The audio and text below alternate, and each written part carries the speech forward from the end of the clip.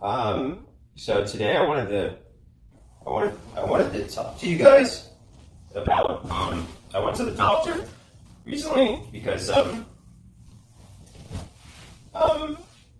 got, Planned Parenthood.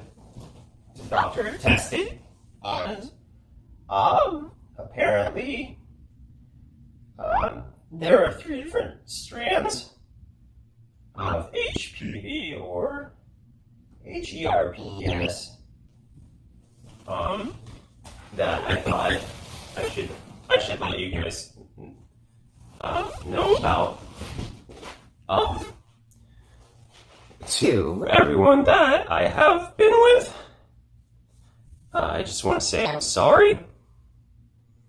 And apparently, I have it. I wanted you guys to know, so you could take the necessary precautions, getting yourself tested. I don't know specifically, I think it's HERPS or HPV or something like that, but it's like a super level of it.